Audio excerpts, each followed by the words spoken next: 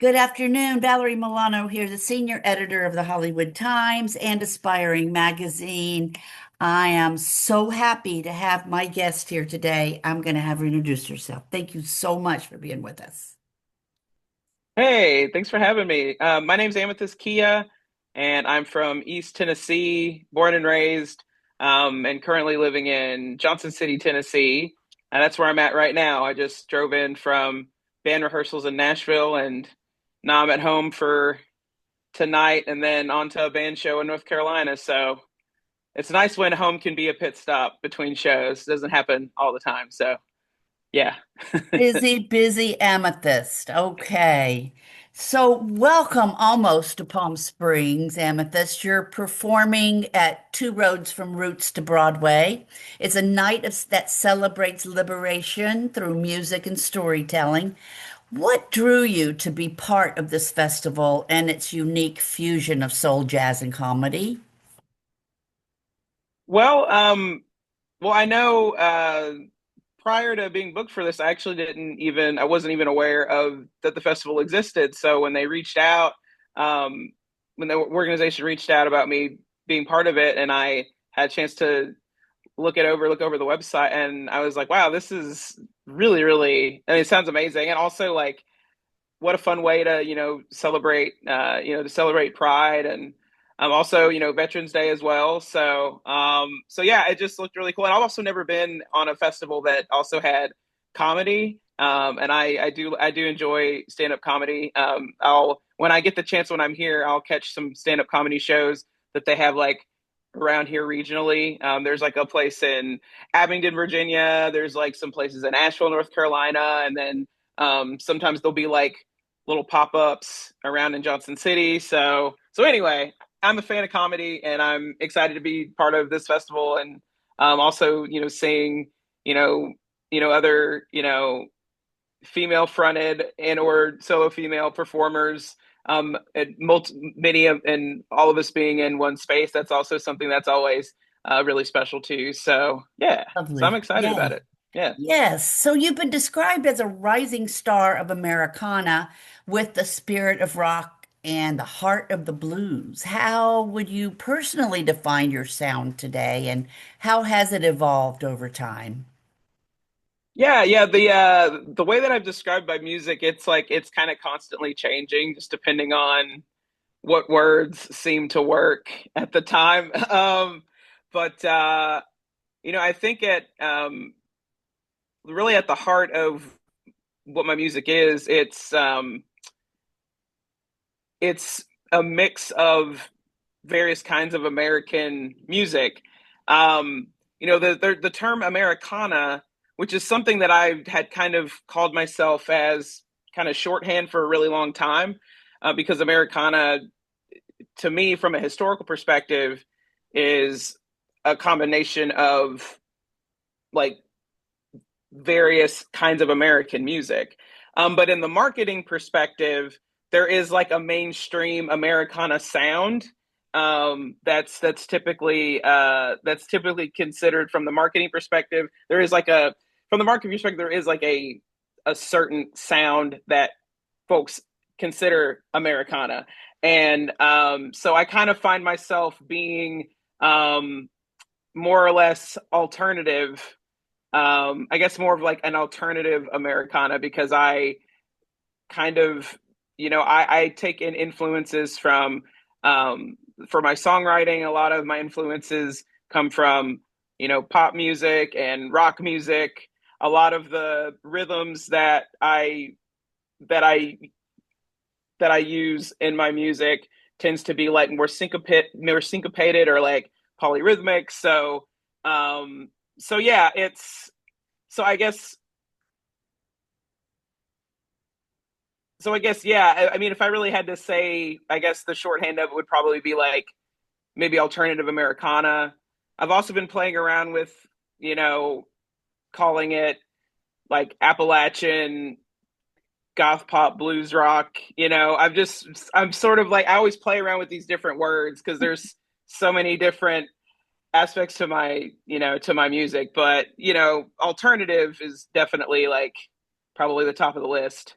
as far Great. I as, can't wait. I can't wait to yeah, get anyway. more can't wait to get more familiar with it when I see you. Your Grammy nominated work, including Black Myself, has become an anthem of resilience and identity.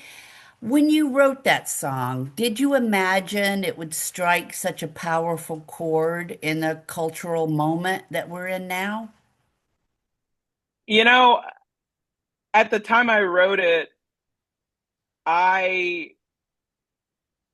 I didn't even think, I certainly wasn't thinking that far ahead, simply because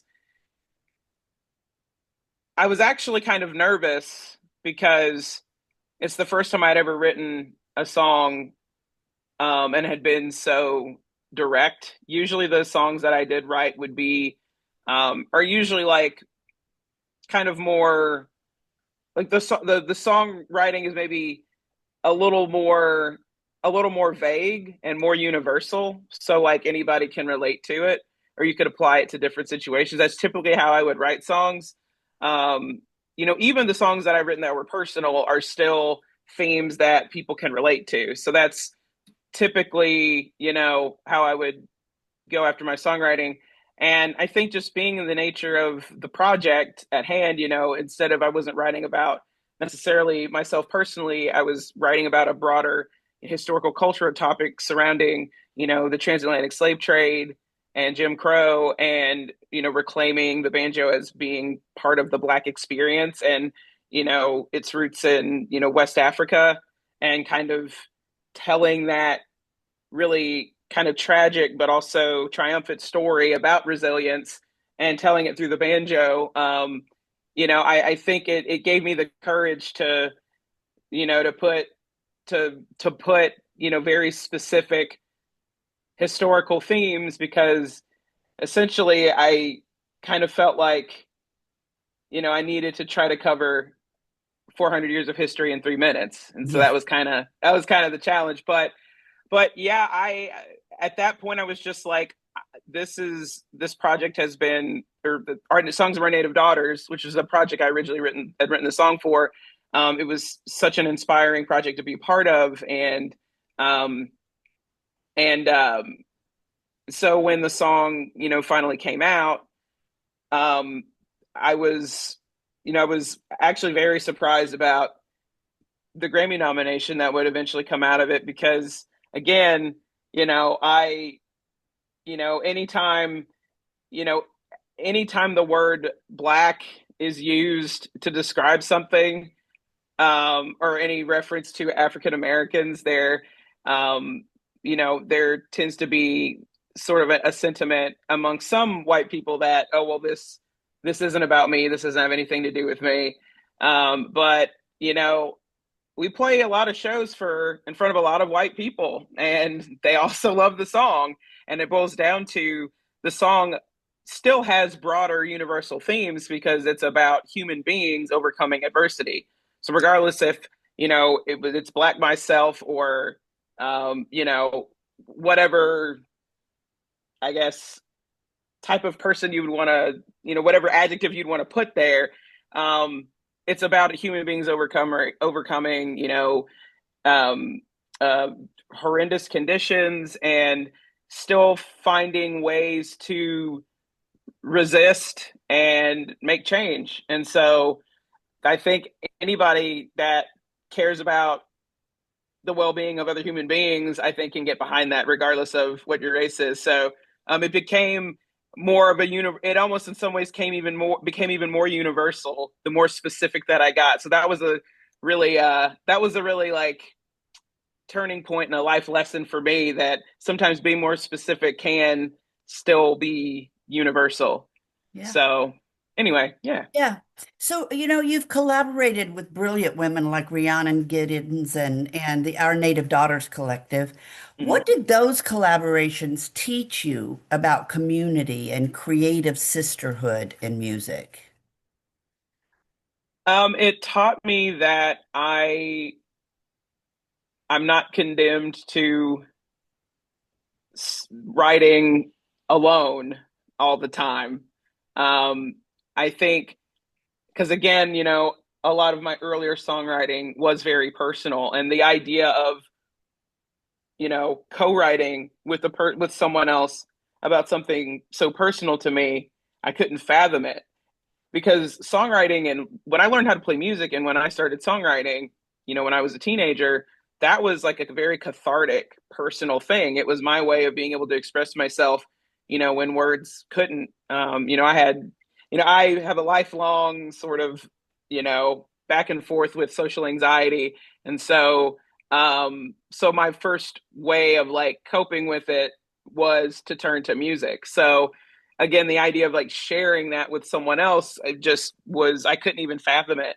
But being asked to be part of that project, and even though I was nervous because I was like, oh my God, I've never written with people before, like, but once we all got together and started like, sharing our experiences, as Black women, you know, in a um in a genre of music that has, kind of, well, quite literally been whitewashed, and um sort of some of the challenges that we face, but also, the incredible people that we've met, along the way, like white allies, understanding and knowing the history, and yeah, just like being able to see that, like, despite all of the maybe some of the negative experiences we've had, also being able to, you know, be able to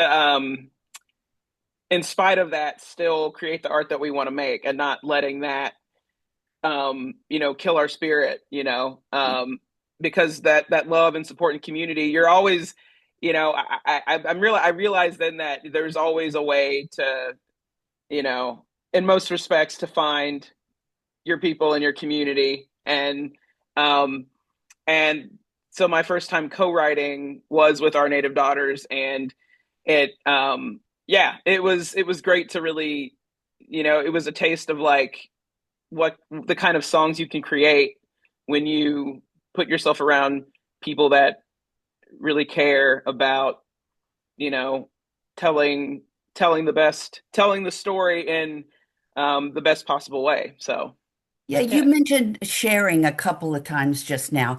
So now we're going to say sharing the stage with Ann Hampton Calloway and Jason Stewart for the Sunset Music and Comedy Festival is a fascinating mix of Broadway polish, Southern soul, and sharp comedy. How do you see those worlds connecting through the common thread of storytelling? Well, I think, well, yeah, I mean, I think like, I think storytelling in and of itself, while I think for a long time for me, when I thought or heard the word storytelling, I would quite literally think of like a person telling a story, typically like just verbally, not necessarily with music or whatever, but taking it quite literally, like thinking of like, there's like a national storytelling center down the road in Jonesboro, Tennessee, and like they have a storytelling festival every year, and there's people that they tell stories. And I didn't really, make that connection for a little, even though I was a songwriter. Um, and a lot of my songs typically weren't necessarily, I didn't necessarily see them as storytelling, just because, of, um, just because when I think of stories, I think of like, really long songs with multiple verses, and, there's characters in the beginning, middle, and end. So for a long time, I didn't necessarily see myself as someone that was storytelling. But what I've learned is that, um, and really thought about it, like in classical music, a story is being told, even if there's no words, there is still a story. So I think, regardless of the medium, I think what ties it all together is that, there's more than one way to tell a story, whether you tell it through Broadway, or you tell it through comedy, or through um, you know or like, from a southern music perspective. Um, yeah, I just kind of see this as just three different ways of three different mediums that three different people are going to be able to share, their experiences and observations. Um, yeah, I don't know. I think I answered that. Yeah, yeah, I love it. Okay. Yeah. Yeah. And so, Amethyst, finally, what's next for you? I know we spoke a little bit about it before we went on air. Any new recordings, tours, or projects on the horizon that fans should look out for? Yeah, so in I guess really well next week I'm going to be on the West Coast. Um and I've got shows from November 5th starting in Tucson, Arizona, and then ending on the 17th in I think Eugene, Oregon. So I'm going to be hitting up Tucson, Phoenix, San Diego, Los Angeles, or Santa Barbara, Santa Cruz, Berkeley, Portland, Seattle. I'm looking at my calendar right now. That's why I'm Yeah. able to I definitely don't have that memorized. So yeah, I'm going to be in all of those quite a few major cities throughout the West, Southwest, and the West Coast. And yeah, I also just had my very first sync writing camp where I wrote songs with other people for to get pitched for like TV shows and stuff. So I can't really say too many details, but I had that first time experience recently. So hopefully you'll hear a couple of songs on some TV shows down the line. That was really fun. And then yeah, I've also got shows that are happening on the Southeast as well later on in November into December. And I am currently um, working on new music as well. So lots of Wonderful. things. I'm like kind Yes. of trying to squeeze it all in there. So yeah. So, how can our readers and our viewers find out more about you and everything about you and your tour? Website, social media, or what? Yeah. Yeah. Amythystkiah.com. All of my social media handles. I'm on TikTok, Facebook, Instagram. Then I'm streaming everywhere, of course. I've got stuff for music for sale, Bandcamp, um, and yeah. And you can also all my tour dates and stuff are also on amythystkiah.com. So I'm trying to think if I'm missing anything.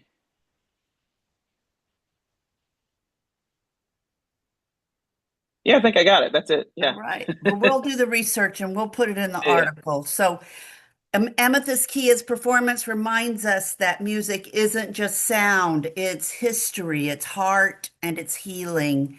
So catch her live on Friday, November 7th at the Palm Springs Cultural Center and follow the Hollywood Times today for full festival coverage, exclusive artist interviews, and behind the scenes moments from the Sunset Music and Comedy Festival.